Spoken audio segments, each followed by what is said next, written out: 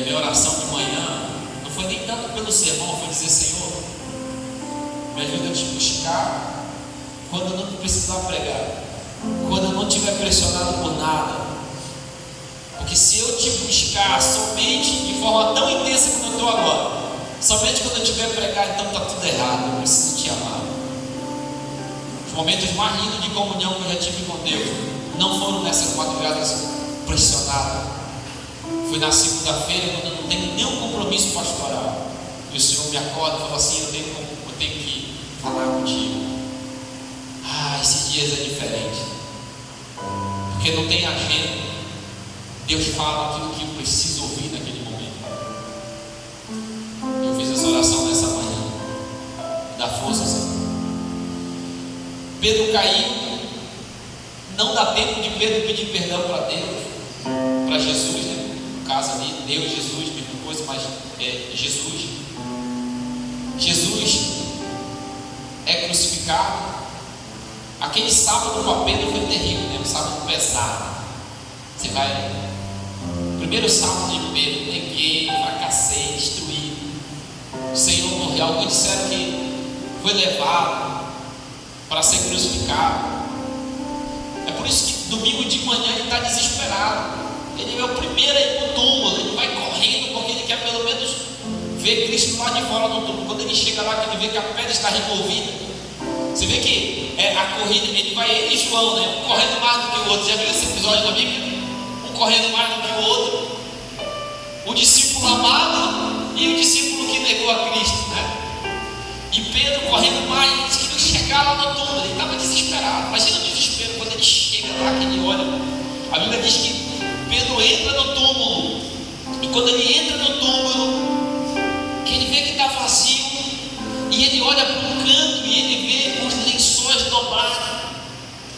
E a Bíblia diz assim, ele viu e creu, porque ele sabia que aqueles lençóis dobrados, sabia que quem dobrava aqueles lençóis não tinha relacionamento com Jesus. Ele sabia que só Jesus dobrava o lençol, e ele saiu dali crendo, por causa dos lençóis dobrados. Só que ele não tinha ainda se encontrado com Jesus. A dor era grande. Aí agora, quando você vai lá no final do Evangelho de João, né, depois que ele fracassa, ele chama os discípulos. O texto diz assim, depois disto, tornou Jesus a manifestar-se, depois da ressurreição agora, aos discípulos junto ao mar de Tiberias. Foi assim que ele se manifestou junto a Simão, Tomé, chamado de Natanael, que era de Caná da Galileia, filho de Zebedeu. Olha a última parte ali. Disse-lhe Simão Pedro: vou pescar. Disseram-nos os outros: também nós vamos contigo. Saíram e entraram no barco, e naquela noite nada apanharam. Tem uma coisa mais trágica do que um pescador sair para pescar e voltar sem nada. Coisa triste, né? E eles passaram a noite inteira pescando e não pegaram nada. Depois de 3 anos e meio, a única profissão que eles tinham agora é que não tinha mais. Sabe, toda vez que a gente decidir seguir a Cristo, a princípio parece que vai piorar. A pescaria ia bem, eles estavam bem ali. Um dia pescavam, outro não, mas a cooperativa, eles abandonaram a cooperativa. E depois de 3 anos e meio, eles voltaram para a cooperativa. Eles estão voltando para a sua antiga. Pedro está dizendo assim: eu não estou com esse negócio de pescador de homem, não. Isso aqui não deu certo para mim. E agora ele está voltando, porque nós estamos no final do Evangelho. Ele está voltando. Ele está dizendo: isso aqui não serve para mim. Você já sentiu vontade em algum momento de abandonar a igreja? De abandonar a sua caminhada com Jesus? Em algum momento você já sentiu o desejo de abrir mão de tudo e dizer assim: vou para isso aqui não dá para mim, esse negócio não é para mim. Pedro está dizendo isso: não, esse negócio não é para mim não. Só que quando ele volta, ele percebe que agora ele também não sabe mais pescar. E eles estão voltando agora daquela pesca fracassada. E Jesus agora vai ter um encontro com Pedro. Foi o primeiro texto que a gente leu. É o texto do reencontro. Pedro prepara um peixe, assa um peixe ali na beira do igarapé, um avoado. Era literalmente um avoado. Preparou ali agora o peixe. E eles começaram agora a comer aquele peixe, à beira do igarapé.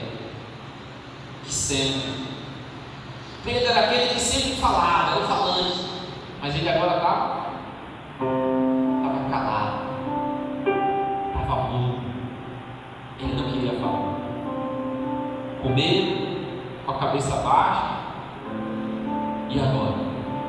Agora o Senhor vai expor todo o meu pecado, vai expor todo o meu erro. Agora o Senhor vai dar um sermão. Ele estava preparado para, se fosse na nossa vida, preparado para lavar, né? Pode dar, ele estava com a cabeça baixa. E agora o Senhor vai para ele e pergunta, depois de ter comido, o Senhor Jesus chega para Pedro e faz uma pergunta simples, mas fulminante: Pedro, tu me ama mais do que esses outros? E ele tinha dito que amava, ainda que todos te abandonem, ainda que todos te neguem, eu jamais.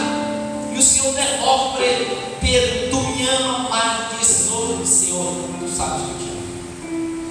E o Senhor diz para ele: então apacenta minhas ovelhas. Pedro fica quieto, e o Senhor diz: tu não entendeu a minha pergunta, eu vou fazer de novo. Pedro, tu me amas mais do que esses outros? Tu me amas?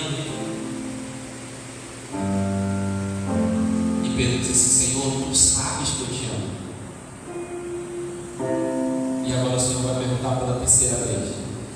E a terceira vez vinha um filme na mente de Pedro.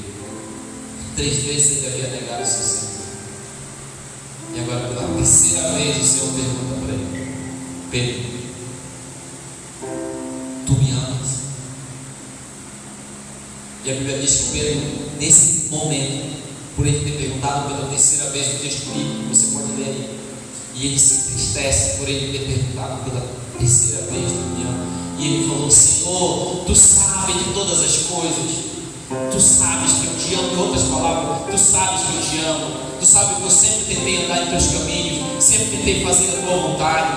Tu sabe que eu tentei com todas as minhas forças, mas eu fracassei. Tu sabes de todas as coisas, tu sabes que eu te amo. E o Senhor disse: então, cuida das minhas ovelhas. Sabe, depois desse encontro, Pedro foi transformado. Isso marcou para sempre a vida de Pedro. Você vai ver um novo Pedro. Quando você vai no livro Atos dos Apóstolos e vê a história de Pedro ali, é algo extraordinário. Em um único sermão, mais de 3.000 pessoas tomaram a decisão ao lado de Cristo no sermão do Pentecostes. Pedro, por onde passava, as pessoas deixavam ali roupas, e às vezes alguns enfermos, e a sombra de Pedro curava. Pedro fez sinais, não que ele seja mais poderoso, porque tudo era pelo poder do Espírito, mas sinais. Ele fez sinais maiores do que Cristo, porque Cristo havia prometido, dizendo: vocês farão sinais maiores do que esse. Um homem tremendamente usado por Deus. Sabe, querido, Deus não viu um homem caído. Deus viu no que ele poderia se tornar mediante a graça maravilhosa. Deus não olha a sua queda, Deus não vê o seu fracasso. E a pergunta para Deus, para você, para mim, nesta manhã, não é para falar sobre o seu pecado, não é para falar da sua queda, não. A única pergunta que o Senhor faz para mim e para você é: tu ainda me amas? Tu ainda quer me servir? Tu ainda quer andar em meus caminhos? Tu ainda quer fazer a minha vontade? Porque se tu me ama, então vamos passar uma borracha do passado e vamos começar tudo de novo. Isso. Ele não quer nem saber o que você fez. É a gente que fica se martirizando. O nosso pecado nos machuca, porque é a consequência dele. Mas Deus joga nossos pecados nas profundezas do mar. Isso é libertador, isso é perdão, isso é transformador. Tem muita gente sobrecarregada do pecado que já cometeu há 30 anos atrás. Esquece isso. O Senhor já jogou na profundeza do mar. Vamos recomeçar.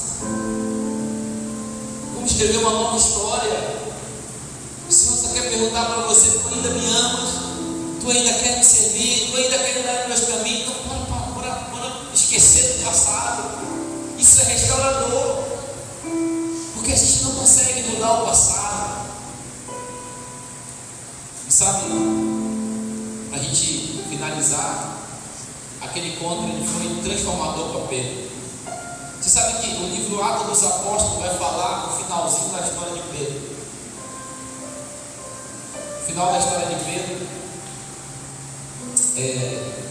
Pedro ele foi sentenciado à morte de cruz. Você sabia disso? Ele foi sentenciado. E ele foi condenado. Enquanto ele estava sendo levado para ser crucificado, vinha na sua mente muitas imagens, principalmente a imagem de que ele havia fracassado, de que ele havia negado o seu Senhor. E ele, enquanto está indo na direção da sua crucificação, ele olha para aqueles soldados que estão em sua volta e ele faz o último pedido. E o último pedido de Pedro não foi para negar mais, não foi para dizer, olha, me tire daqui. Não. O último pedido de Pedro foi: me crucifique de cabeça para baixo, porque não sou digno de morrer como meu Senhor. Foi assim que morreu o grande apóstolo Pedro. Ele morreu crucificado de cabeça para baixo. Quando ele falou lá atrás que ele queria de fato morrer por Cristo, aquilo era verdadeiro, aquilo era genuíno, mas ele aprendeu que pela força dele ele não ia conseguir. A partir do momento que ele dependeu de Deus, de Cristo inteiramente, ele conseguiu ser um mártir e morrer por Cristo. O Senhor te pergunta hoje: tu ainda me amas? Ele quer fazer uma aliança com você. Se você ainda ama, se você quer seguir, ele não quer conversar sobre o teu pecado. Isso aí para Deus, para Jesus, já não é mais a conversa. A pauta não é essa. A conversa que ele quer ter comigo, com você, tu ainda me ama? Tu ainda quer me servir? Tu ainda quer andar em meus caminhos? Se você quer, agora é o começo.